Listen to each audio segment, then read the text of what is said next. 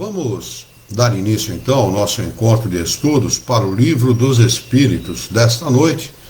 Nós estamos numa quarta-feira, dia 9 de agosto de 2023, às 19 horas e 32 minutos desta quarta-feira. Estamos estudando do referido livro, o seu livro segundo, no capítulo 10º, Intervenção dos Espíritos no Mundo Corpóreo. A questão dá início no subitem número 9, Ação dos Espíritos sobre os Fenômenos da Natureza. Muito interessante esta parte do Livro dos Espíritos, porque revela uma coisa que a maioria das pessoas, mesmo aqueles que estão ligados à doutrina espírita, não sabem, não conhecem, não é? E bastante interessante. Então eu peço que vocês deem a todo o livro bastante importância, mas a esta parte aqui prestem atenção para vocês se esclarecerem a respeito. A questão é de número 536. Pergunta a Kardec aos espíritos superiores: os grandes fenômenos da natureza, esses que se consideram como perturbações dos elementos, são devido a causas fortuitas ou têm, pelo contrário, um fim providencial? Pergunta Kardec. Resposta: tudo tem uma razão de ser e nada acontece sem a permissão de Deus. Então nada é fortuito na natureza. Tudo obedece às leis naturais. Leis naturais são aquelas instituídas para reger a matéria e o mundo espiritual, instituídas pelo Criador. Se elas são naturais, pertencem à natureza. Se pertencem à natureza, pertencem ao Criador, criadas por Ele. Questão de número 536A. Esses fenômenos sempre objetivam o homem? Resposta: algumas vezes tem uma razão de ser diretamente relacionada ao homem, mas frequentemente não tem outro objetivo que o restabelecimento do equilíbrio e da harmonia das forças físicas da natureza. 536b pergunta: concebemos perfeitamente que a vontade de Deus seja a causa primária, ou, na minha opinião, deveria ser traduzido como primeira, porque causa primária poderia haver uma causa secundária, e não existe duas causas para todas as coisas no universo. Existe uma primeira causa e única, que é Deus. Nisso como em todas as coisas. Mas como sabemos que os espíritos podem agir sobre a matéria e que eles são agentes da vontade de Deus, perguntamos se alguns dentre eles não exerceriam uma influência sobre os elementos para os agitar, acalmar ou dirigir. Resposta: mas é evidente. Isso não pode ser de outra maneira. Deus não se entrega a uma ação direta sobre a natureza. Ele não age sobre a natureza, até porque ele não está na natureza. Ele não está dentro do universo, ele está fora do universo. Se ele estivesse dentro do universo, ele seria criatura e não criador. Ele é criador, ele está fora, assim como o pintor está fora do seu quadro. Por mais belo seja o quadro, o criador não está dentro do quadro, senão ele seria a pintura e não o autor daquela pintura. Assim é o criador. Deus não se entrega a uma ação direta sobre a natureza, mas tem os seus agentes dedicados em todos os graus de escala dos mundos. Em todos os graus, né? Desde o mundo primitivo até o mundo feliz. Questão de número 537.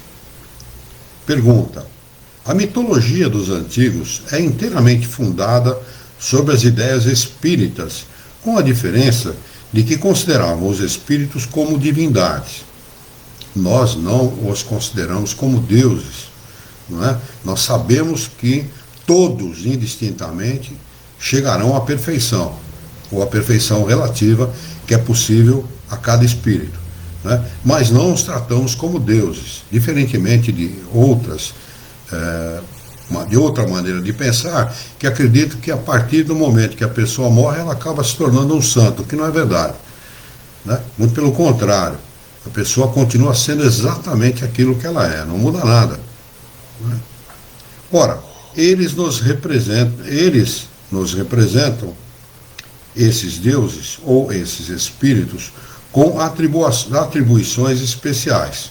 Assim, uns eram encarregados dos ventos, outros dos raios, outros de presidir a vegetação e etc. Essa crença é destituída de fundamento, exposta tão pouco destituída de fundamento que ainda está muito aquém da verdade. Não é? Não tem fundamento nenhum, não é? de serem espíritos que ficam cuidando única e exclusivamente daquilo, especialmente se forem espíritos superiores. Não é? Quem cuida disso são os espíritos de baixa qualidade de desenvolvimento, ou seja, os espíritos imperfeitos. Questão de número 537. Pela mesma razão, poderia haver espíritos habitando o interior da Terra e presidindo os fenômenos geológicos? Resposta: esses espíritos não habitam precisamente a Terra, mas presidem e dirigem os fenômenos segundo as suas atribuições. Um dia tereis a explicação de todos esses fenômenos e os compreendereis melhor. Questão de número 538, Kardec pergunta o seguinte: os espíritos que presidem os fenômenos da natureza formam uma categoria especial no mundo espírita? São seres à parte ou espíritos que foram encarnados como nós? Resposta: que serão ou que foram. São os espíritos. Os agentes de Deus na natureza são os espíritos. E quando estão encarnados, vivem a vida como encarnado. Quando estão desencarnados, vivem no mundo espiritual e se prestam aos serviços que forem propostos por Deus. Os mais imperfeitos fazem o serviço braçal, vamos dizer assim, o serviço bruto. Os mais superiores, os mais evoluídos, fazem o trabalho moral, o trabalho de influenciar as pessoas para o bem, de inspirar o bem, não é? De procurar minimizar as dores, o sofrimento e etc. Questão de número 538A. Esses espíritos pertencem a ordens superiores ou inferiores da hierarquia espírita? Resposta: segundo o seu papel for mais ou menos material ou inteligente, uns mandam, outros executam. Exatamente como acontece na Terra. Não tem diferença nenhuma. Você não põe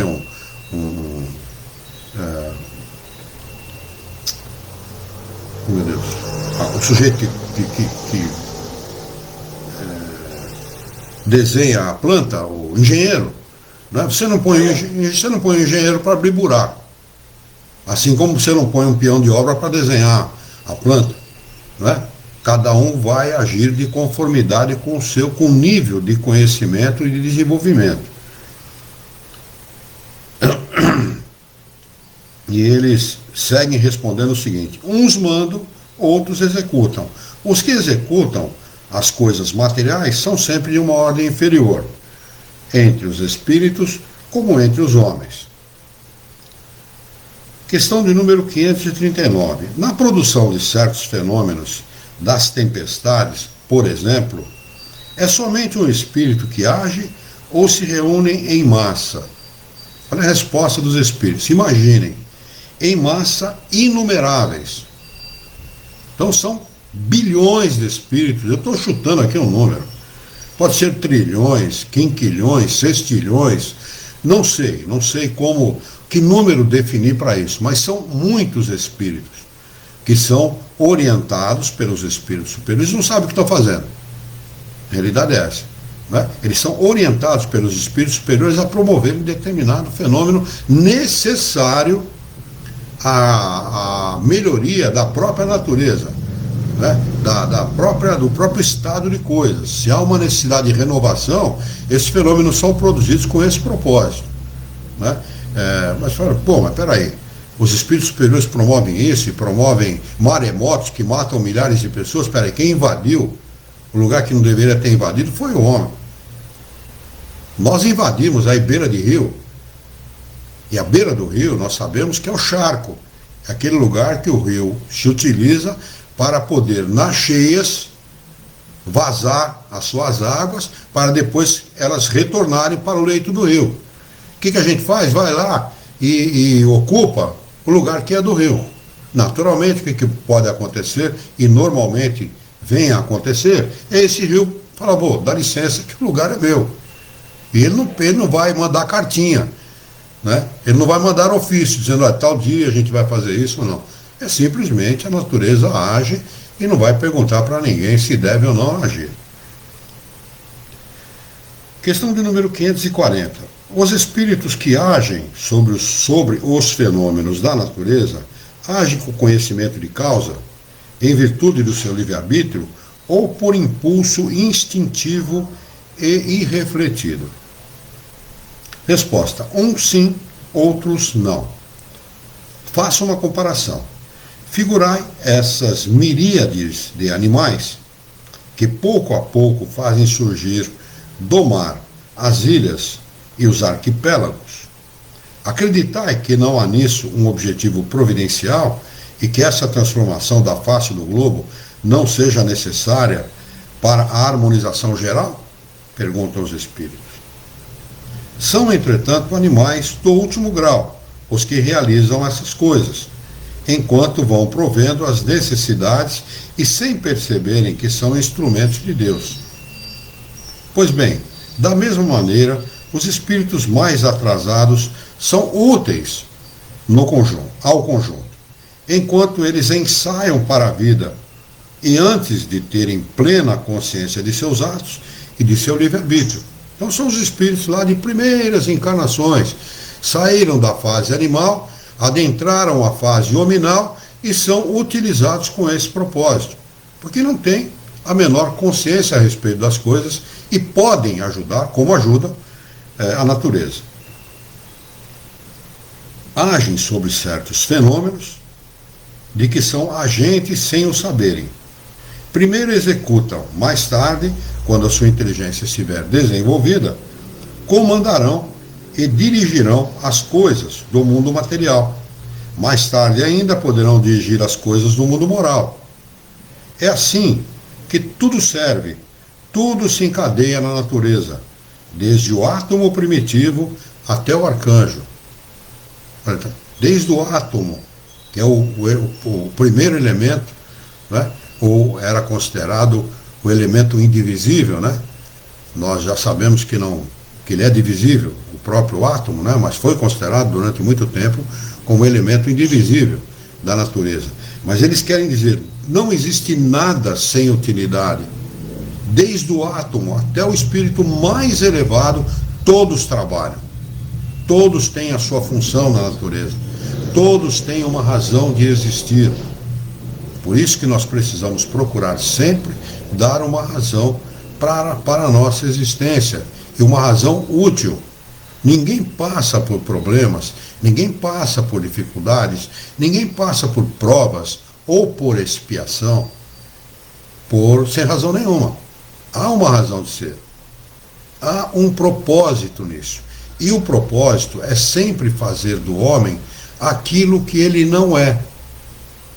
Ou seja, um espírito perfeito. O homem, ele foi criado por Deus, projetado pelo Criador, para ser resplandecente, para atingir graus inimagináveis para a nossa consciência, para o nosso conhecimento. Né? Nós é que malbaratamos o nosso próprio valor. Essa é a realidade. Não é? Nos desviamos aí pelos caminhos da vida, não nos valorizamos, não valorizamos muitas vezes a família, não valorizamos o trabalho, não valorizamos e não nos utilizamos bem dos recursos financeiros que temos, e depois, quando a vida cobra o pedágio, que é natural, a gente acaba achando que estamos sendo punidos por Deus. E nós sabemos, pelo estudo da doutrina dos espíritos, pelo que os espíritos superiores nos ensinam, que Deus nem perdoa e nem condena. Ele ama, pura e simplesmente. Ele não precisa perdoar ninguém, nem condenar ninguém a coisa nenhuma. Deus não pune, ele ama. E ele ama intensamente as suas criaturas. Mas nós sabemos, como pais e mães, que muitas vezes é preciso um corretivo. A criança não quer entender, simplesmente se nega a entender. E esse corretivo vem. E vem no momento apropriado para que a criança, que somos nós, crianças espirituais, despertemos para a vida.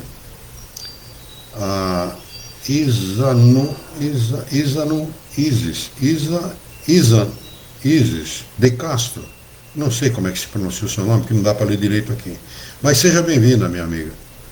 Seja bem-vinda. É um prazer tê-la conosco, viu? Vou acenar para ela aqui.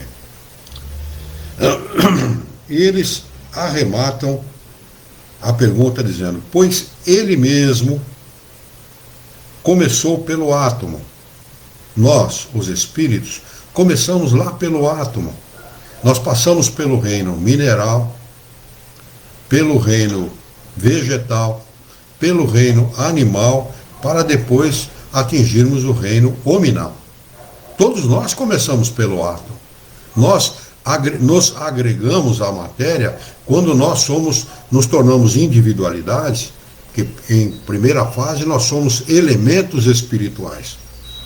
Fazemos parte de um elemento, por um processo de criação que nós não sabemos, que nós desconhecemos.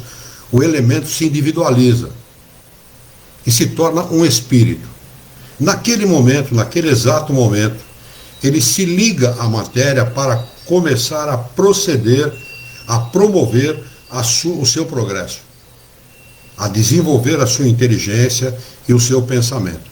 A partir daquele momento. É nesse momento em que nós começamos esse processo de evolução, nos ligando não ao átomo, que nós sabemos que já existe um elemento bem menor que o átomo, chamado neutrino, e já existe menor do que ele, que eu não me lembro o nome agora, mas o neutrino cabe, se eu não me engano, 15 milhões de vezes num diâmetro de 1 milímetro. Né?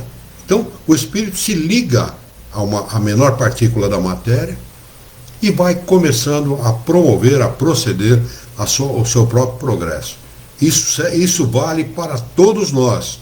Jesus foi um espírito assim, que se individualizou e se ligou à menor partícula da matéria, até se tornar este mestre grandioso que nós conhecemos? Sim, perfeitamente. Todos nós, indistintamente.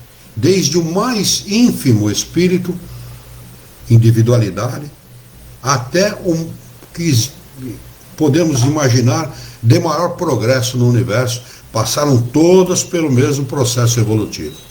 Todos, indistintamente. É assim que nós somos. É assim que nós fazemos. É assim que nós progredimos. Trabalhando intensamente.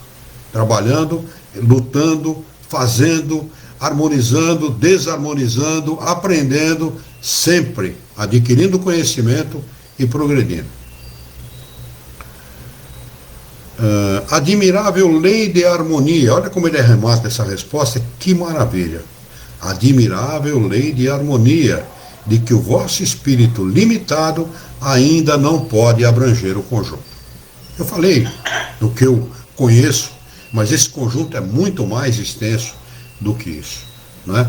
O Criador é um ser que nós não conseguimos mensurar a sua capacidade, não é? E o quanto ele nos ama, não dá para mensurar, não é? Porque ele realmente ama muito a sua criação.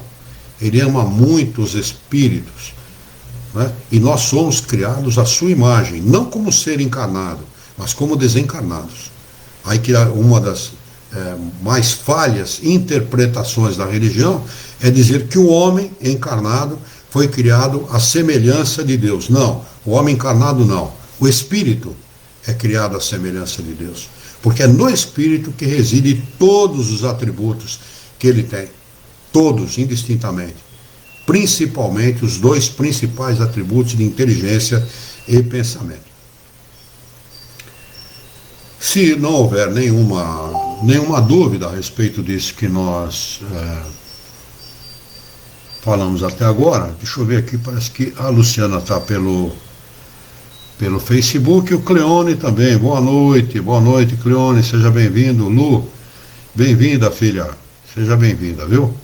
Prazer tê-los conosco. Se não houver nenhuma dúvida a respeito desse item que nós acabamos de estudar, nós vamos passar para o item de número 10.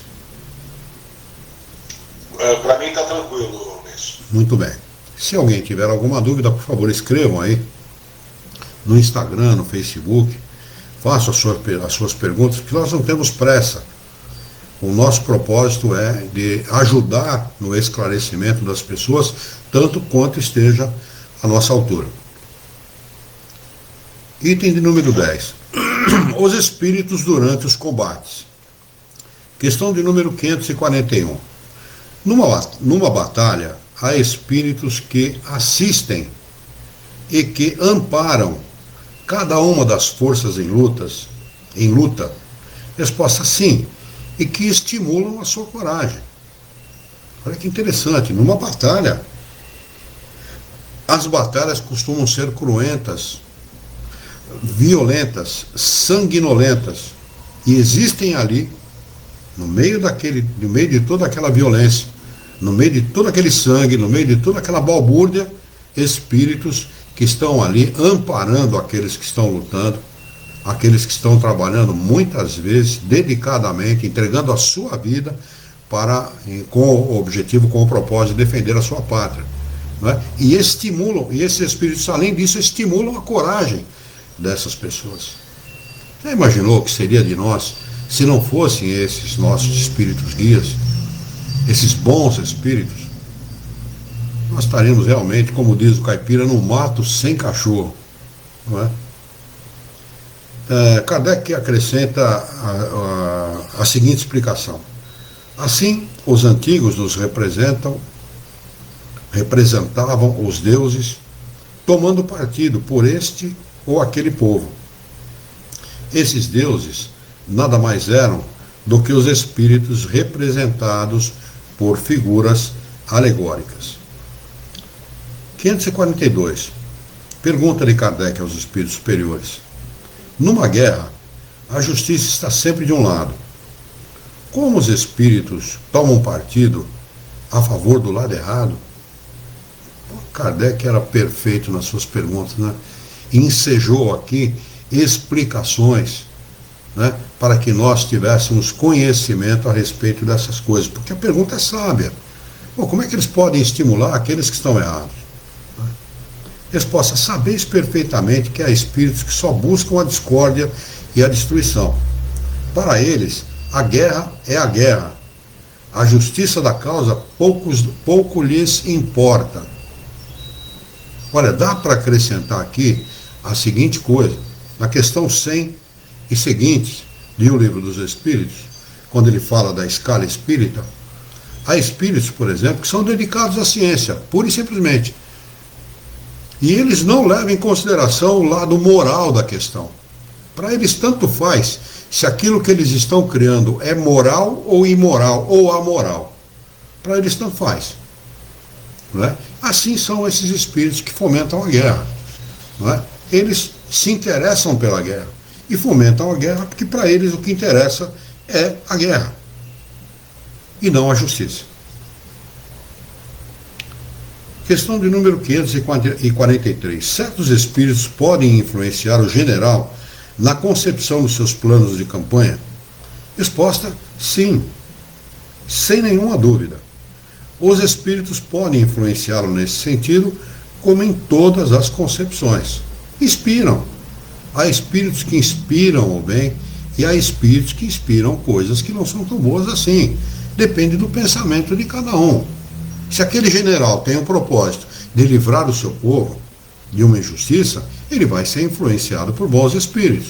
Se o propósito dele é destruir o seu inimigo, pura e simplesmente destruir, por vingança, ou qualquer outro baixo sentimento, ele vai ser inspirado por espíritos que pensam como ele. Isso vale para a nossa vida, para o nosso cotidiano. Inveja, ciúme, egoísmo, prepotência, desejo de vingança, tudo isso atrai para próximo do homem os espíritos que pensam dessa forma. E o contrário também é verdadeiro. Toda vez que se deseja o bem, toda vez que se promove o bem, toda vez que se fala do bem, toda vez que nós, através das nossas preces, desejamos o bem às pessoas de um modo geral, nós vamos atrair para junto de nós os bons espíritos. Aqueles que pensam dessa forma e que desejam que o bem se instale no nosso mundo. Aliás, está bem atrasado já, né? Ô mundinho danado para estar atrasado. Século XXI da era cristã, e nós ainda temos pessoas que usam drogas, pessoas que estão morrendo de fome, crianças que comem terra porque não tem o que comer, né? Este ainda é o nosso mundinho que nós não conseguimos mudar, apesar de toda a tecnologia, apesar de toda a capacidade de comunicação que nós temos, que já está à nossa disposição.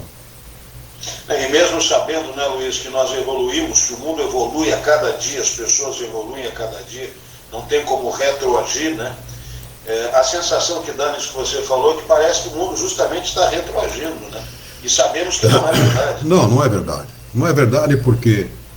Porque não retroage, né? Primeiro, porque não retroage. Segundo, que o que acontece? Como o nosso mundo, a Terra, vamos falar da Terrinha aqui, do planetinha azul, fornece para o mundo dos espíritos maus espíritos, o que o mundo dos espíritos vai fornecer para o mundo dos encarnados? Bons espíritos? Maus espíritos. Não tem como. A troca é verdadeira. Se você manda para lá maus espíritos, ele vai fornecer para cá maus espíritos. Não é? E os bons, aqueles que se destacam, aqueles que procuram aprender e viver de uma maneira melhor, vão para outros planetas.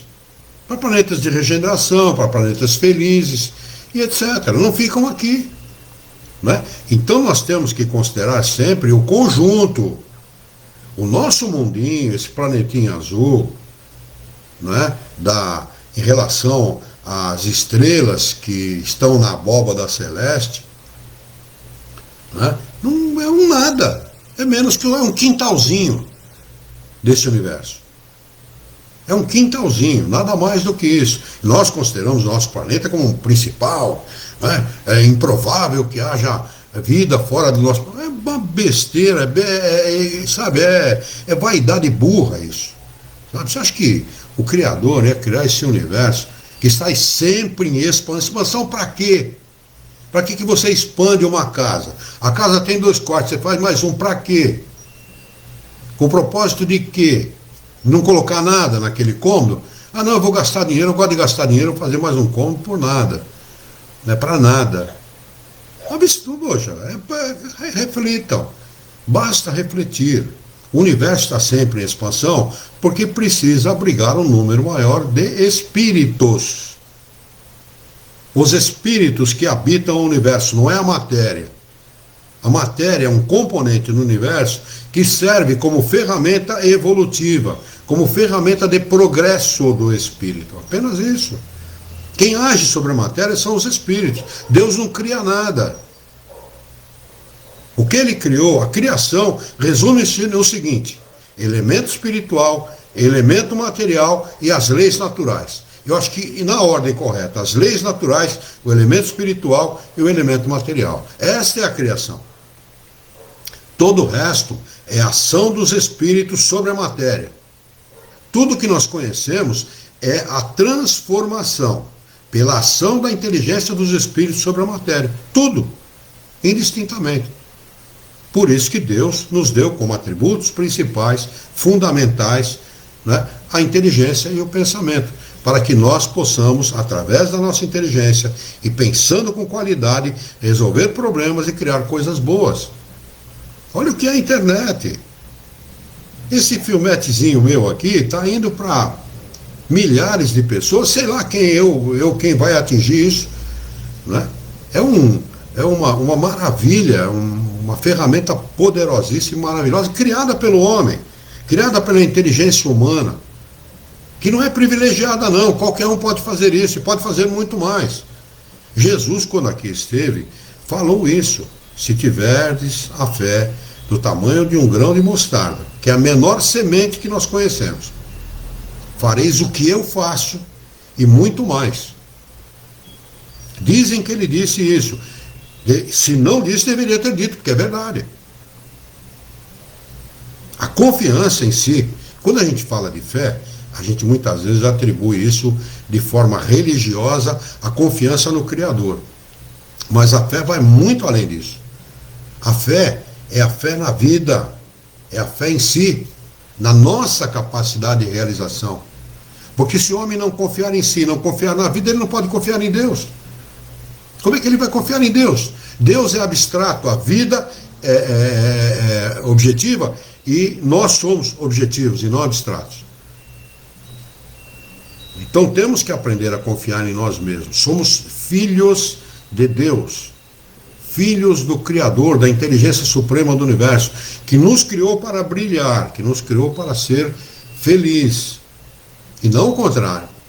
Nós não estamos no vale de lágrimas, como alguns querem atribuir à Terra. A Terra é um lugar de oportunidades valiosas, poderosas oportunidades, que farão com que nós nos libertemos da vida aqui na Terra e possamos transmigrar para um planeta muito melhor que esse. Basta que cada um faça a sua parte. Basta que cada um de nós faça a sua parte, apenas isso. Né? Mas, no entanto, o que o homem faz? O homem é egoísta, é prepotente, é orgulhoso, quer tudo para si, só visa os bens materiais, as coisas materiais, porque as coisas materiais são objetivas. Né? Tudo que ele pode pegar, medir e sentir, que ele considera matéria, para ele vale, o restante não. Né? E assim nós estamos fazendo com que o nosso planeta se atrase cada vez mais no concerto das nações. E precisamos, no concerto dos planetas, aliás, e precisamos mudar essa realidade. E depende de cada um de nós, somente isso. De cada um de nós, de como cada um de nós age. Não é? É verdade. Muito bem. A questão de número 544, se eu não estou errado. Deixa eu ver se tem alguma coisa aqui pelo Facebook. Não, está tudo certo. Pergunta de número 544. Os maus espíritos poderiam suscitar ao general, né, planos errados, com vistas à derrota? Resposta: sim. Se eles são maus espíritos, eles podem fazer exatamente isso. Dão ideias equivocadas. Né? Como é que o grande general francês, perdeu a guerra contra a Rússia no seu tempo? Da mesma maneira que o comandante da Alemanha, o comandante supremo da Alemanha, Hitler, perdeu a guerra contra a Rússia. Tentou invadir, não contou com a temperatura baixíssima, né, a qual eles estavam acostumados, e perdeu, tanto um quanto o outro perdeu a guerra dessa forma. Napoleão perdeu a guerra assim, contra a Rússia, e Hitler perdeu a guerra dessa forma contra a Rússia. E olha que interessante, quem conhece um pouco da Segunda Grande Guerra Mundial, eu acompanho um pouco do assunto, né, Hitler estava um pouquinho antes do inverno, uns 4 ou 5 meses antes do inverno, né, primavera daquele ano, outono daquele ano, se não me engano, 1942, ele está às portas de Moscou. Tinha feito aquela guerra Blitzkrieg, aquela guerra relâmpago, né, tinha passado por cima de todo mundo impiedosamente e chegou às portas de Moscou. Quando ele chega às portas de Moscou para invadir Moscou, ele manda uma ordem para o seu general: não invada Moscou, vá para Stalingrado, vamos destruir Stalingrado, que era a menina dos olhos de Stalin.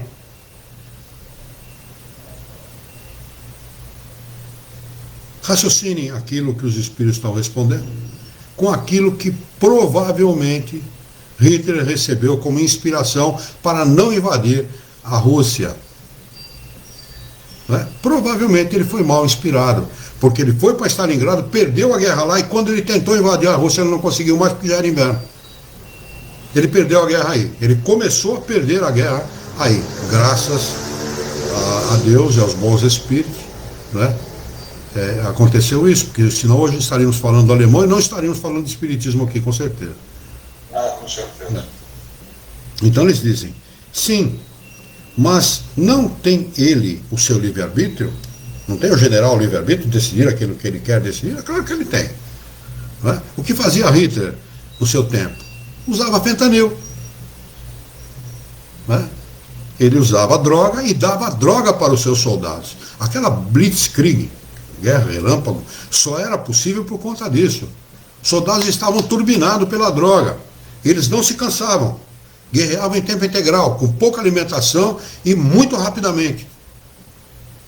A droga chamava Pervitin. Procurem no Google, né? Pervitin.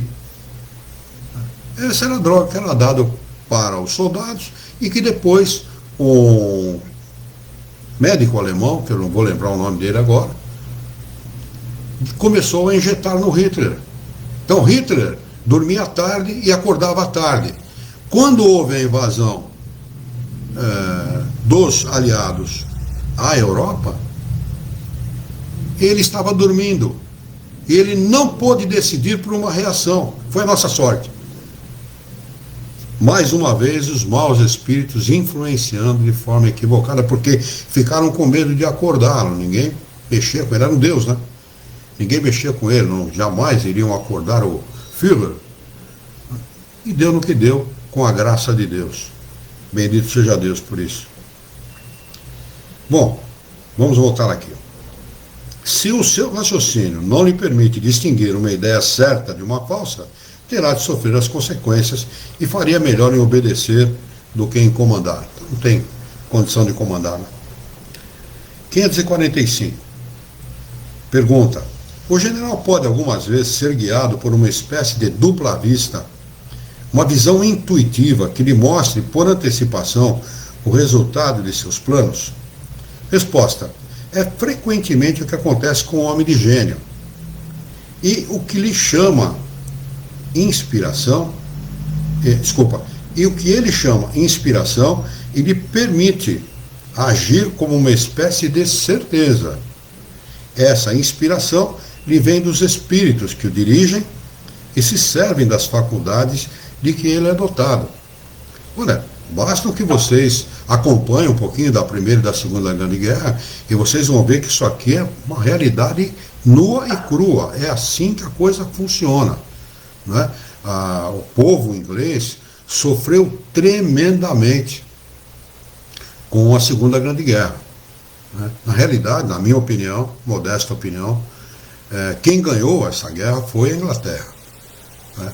Por toda a sua dedicação, por todo o seu empenho, e teve ao seu lado, né, generais e comandantes à altura de vencer o que parecia naquele momento simplesmente invencível, pela sua capacidade.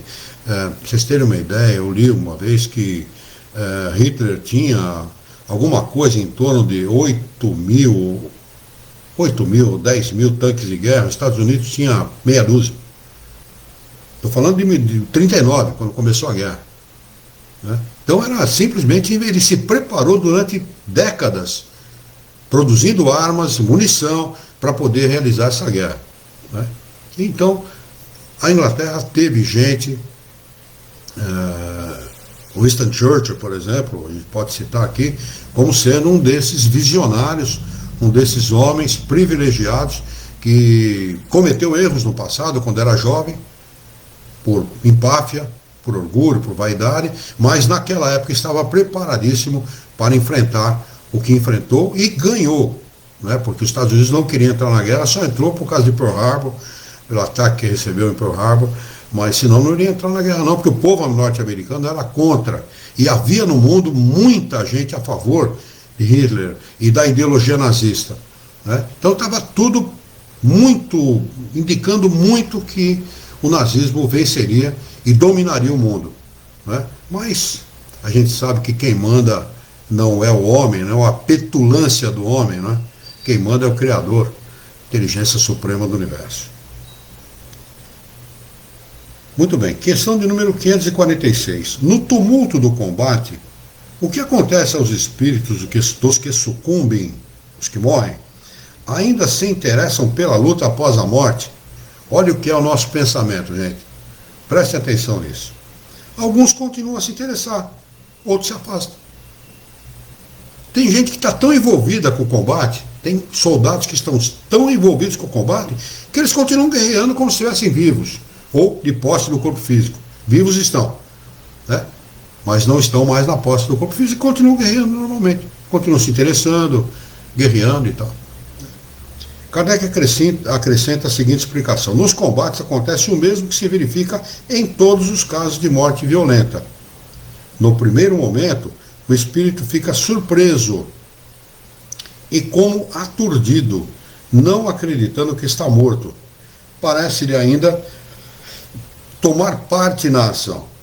Não é senão pouco a pouco que a realidade se lhe impõe.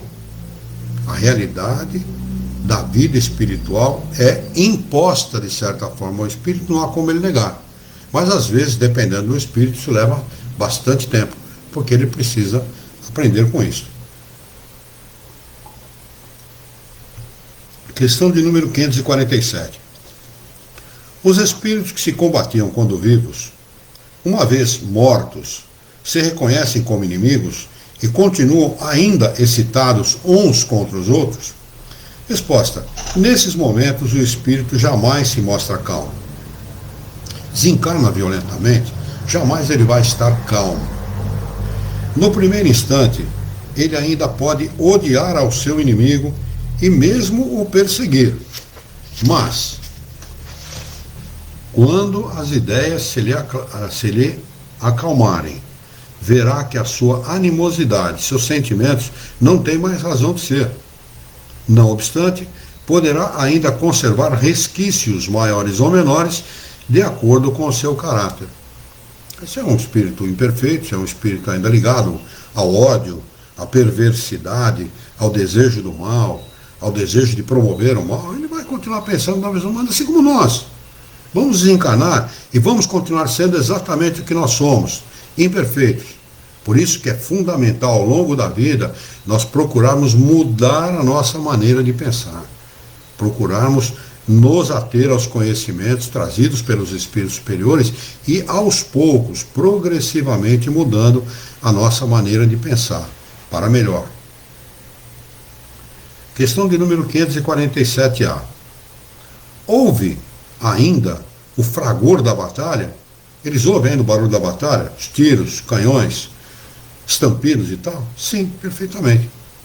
Claro, são espíritos dotados de todas as capacidades de percepção que o homem é dotado e com muito mais sensibilidade, diga-se de passagem.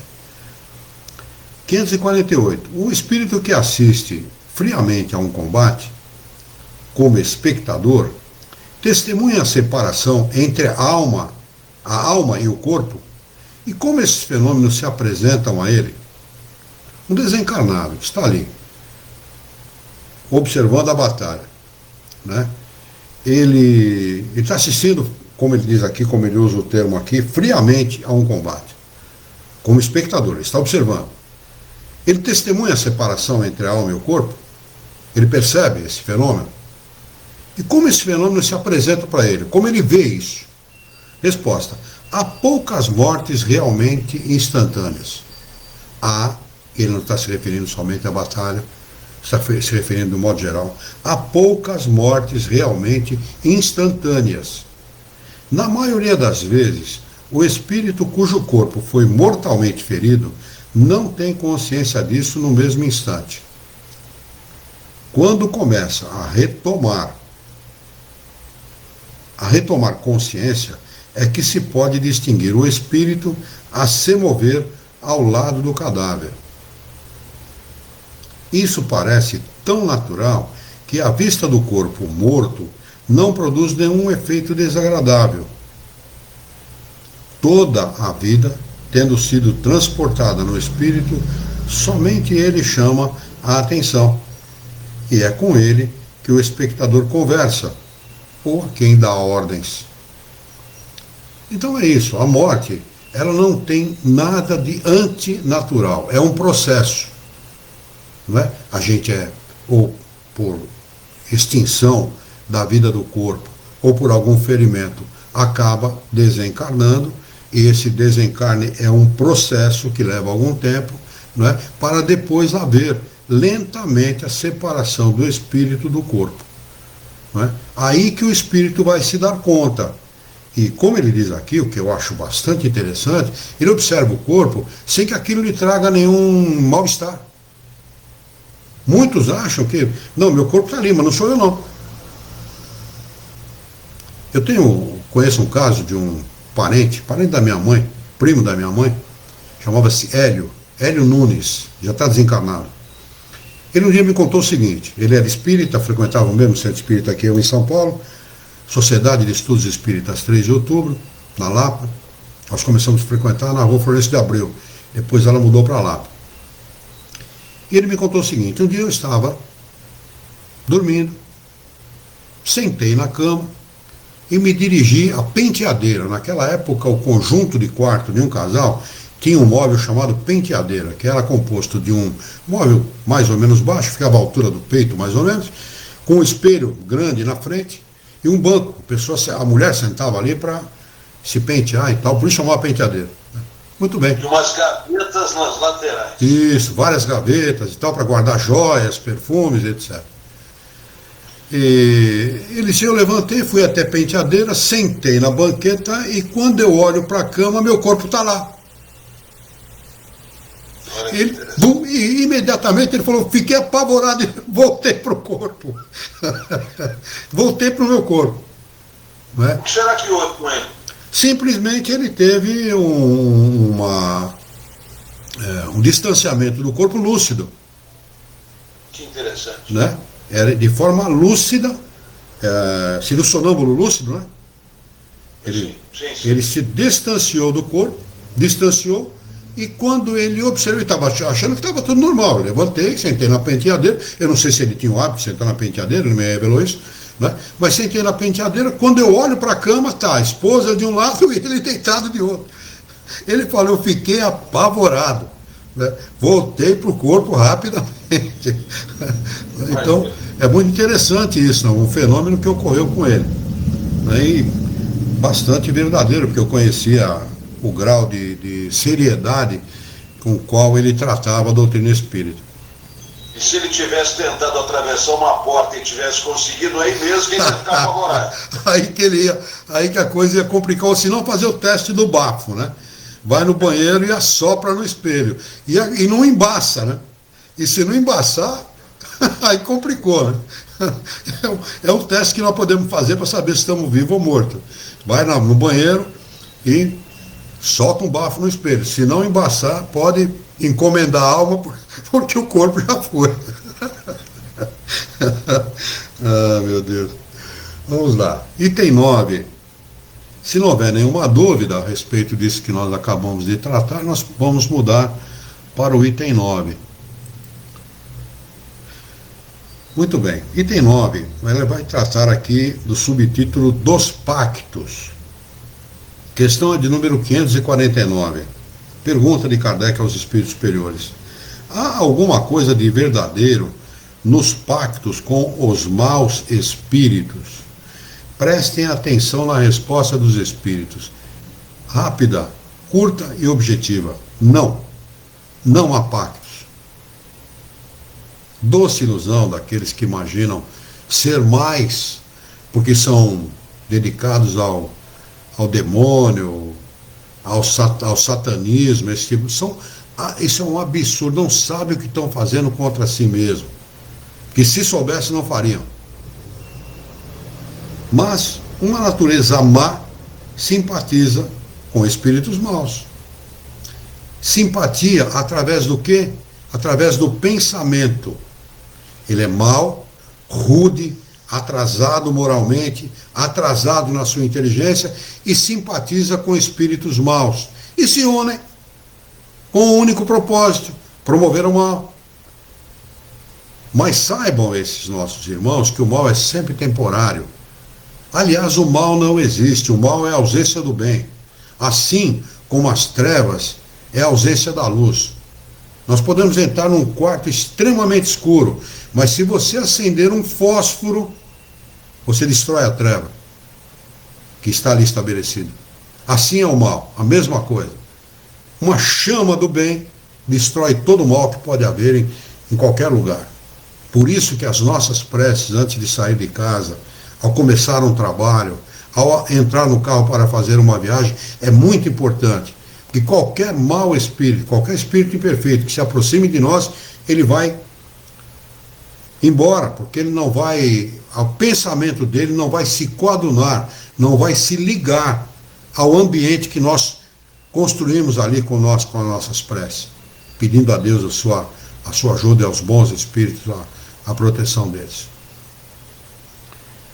Por exemplo, queres atormentar o teu vizinho e não sabes como fazê-lo?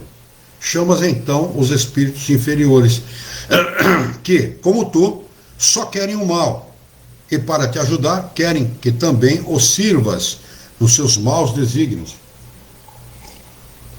E vai passar a escravo desses maus espíritos, como encarnado e como desencarnado.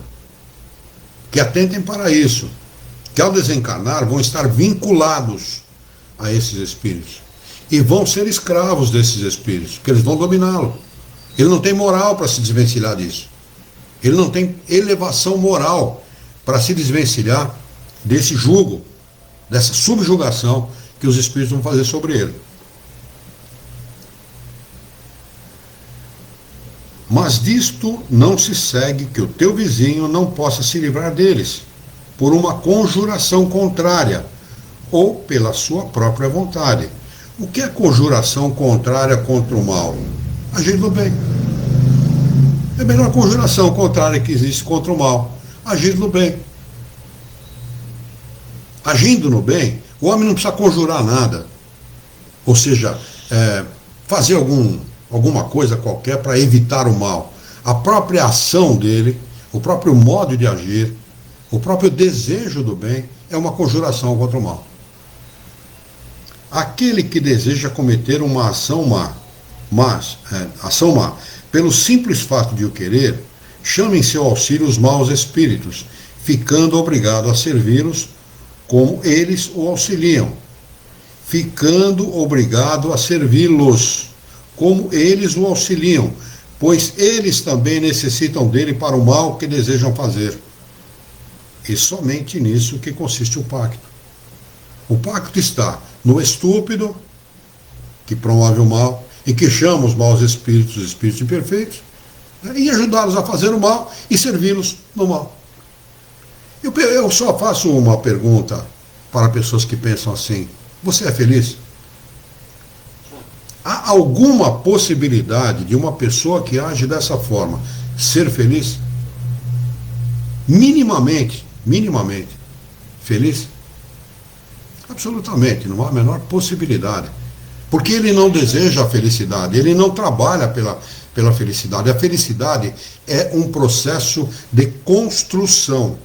Como a gente coloca lá o primeiro tijolinho no alicerce, até o último no respaldo da parede, esse é o processo da felicidade. A felicidade se constrói. E se constrói ao longo do tempo, às vezes leva uma vida inteira para que se possa construir a felicidade. Especialmente a felicidade entre um casal. São duas cabeças que pensam de maneira diferente. Para se tornarem amigos, deixarem de ser um casal, para se tornarem companheiros e amigos, levam a vida inteira. Só se constroem as coisas, a felicidade, com o bem. O mal nunca vai construir nada. O mal é destruidor. Vejam a guerra e uma situação de normalidade. Na situação de normalidade se fazem estradas novas, se ampliam as ruas, se constroem prédios novos e modernos, enfim, novas escolas, etc. Na guerra, só se destrói. Essa é a diferença entre o mal e o bem. Kardec acrescenta a seguinte explicação: a dependência em que o homem se encontra algumas vezes dos espíritos inferiores provém de sua entrega aos maus pensamentos. provém da sua entrega aos maus pensamentos. Refute energicamente os maus pensamentos, sempre que eles sugerem, e não de qualquer espécie de estipulações feitas entre eles. O pacto, no sentido comum atribuído a essa palavra, é uma alegoria que figura uma natureza má simpatizando com espíritos malfazejos. Não existe pacto nenhum. Pacto com o demônio, para ficar rico, esse tipo de coisa. Não existe nada disso. Questão de número 550, para nós encerrarmos os nossos estudos de hoje. Pergunta Kardec aos espíritos superiores: qual o sentido das lendas fantásticas? Bom, chamar de lenda fantástica a gente já sabe o que é, né? Não é nada, né? Segundo as quais certos indivíduos teriam vendido sua alma a Satanás em troca de favores? Bom, nós temos um Satanás muito bom, né? Que é aquele do Chaves, que é o cachorrinho da bruxa do 71, né? Aquele é o único Satanás que presta, porque todo o resto não vale nada, né? Resposta dos espíritos superiores: todas as fábulas encerram um ensinamento. Em um sentido moral, ao vosso erro é tomá-lo ao pé da letra. Essa é uma alegoria que se pode explicar assim: aquele que chama em seu auxílio os espíritos para deles obter os dons da fortuna ou qualquer outro favor, rebela-se contra a providência, contra o Criador. Renuncia à missão que recebeu e às provas que deve sofrer nesse mundo, e sofrerá as consequências disto na vida futura. Todos nós vamos desencarnar, todos indistintamente, saibam disso. Não há ninguém que vai ficar para semente aqui. Todos nós iremos desencarnar. E neste momento, o homem vai se defrontar contra a sua própria consciência, seu estado de consciência. E este é o maior punidor do próprio homem. É aquele que realmente pune. Deus não pune, mas a consciência pesada, a consciência culpada pune terrivelmente, quando não ainda em vida. Eu conheci pessoas que foram punidas em vida por uma consciência pesada. Choravam e se lamentavam e desencarnaram muito mal por causa disso. Temos que levar em consideração isso. Leve isso em consideração, porque é verdadeiro. Isso não quer dizer que a sua alma esteja para sempre condenada ao sofrimento, mas porque, em vez de se desligar da matéria, ela se afunda cada vez mais no gozo que preferiu na terra, e não terá no mundo dos espíritos até que resgate a sua falta através de novas provas, talvez maiores e mais penosas. Por seu amor aos gozos materiais, coloca-se na dependência dos espíritos impuros, na dependência, ao invés de se ligarem a coisas boas, a bons espíritos, ao seu espírito guia. Se libertar da matéria faz exatamente o inverso. Exatamente o inverso. Não podem estar bem, nunca vão estar bem, nem aqui como encarnados e nem como desencarnados. Por seu amor aos gozos materiais, coloca-se na dependência dos espíritos impuros. Estabelece-se entre eles um pacto tácito que o conduza à perdição, mas que sempre lhe será fácil romper com a assistência dos bons espíritos, desde que o queira com firmeza. Sabe como é que isso acontece? Querer com firmeza, se libertar desse tratado tácito, desse pacto tácito com os maus espíritos. Encarnaram muitas vezes como paraplégico, tetraplégico, cego, mudo, surdo, idiota, louco. Vão arrastar uma encarnação de muito sofrimento para poder livrar-se desse sentimento de culpa. É assim que o Espírito pede. Pede. Deus não vai impor a ninguém, a nenhum espírito, uma encarnação dessa forma. Ele vai pedir, porque ele entende que precisa do sofrimento para livrar-se do mal. Nós vemos pessoas, eu já conheci pessoas assim, acho que todo mundo conhece alguém ou conheceu alguém na sua vida que passa por problemas terríveis, sempre de maneira resignada e com muita fé no Criador. Sempre, a primeira palavra dele é graças a Deus. Essa é sempre a primeira palavra de pessoas assim. Porque são espíritos que sabem, ou eu faço nessa encarnação, eu cumpro a minha missão nessa encarnação, essa tarefa que eu vim resgatar aqui, ou eu vou sofrer ainda durante muito tempo. E como o sofrimento já lhe marcou o íntimo, já lhe marcou o sentimento, ele não quer mais passar por aquilo. Isso vale para os vícios, para o mau comportamento, para a desonestidade, para a mentira, enfim, para tudo isso que a gente conhece, que campeia à solta no nosso mundo, lamentavelmente. As pessoas não dão ouvidos para o chamamento de Deus, para o chamamento dos bons espíritos. E é preciso que o homem desperte para isso. Muito bem, vamos marcar o item de número 12, poder oculto, talismãs e feiticeiros. A questão de número 551, para a nossa próxima quarta-feira, dia 16 de agosto.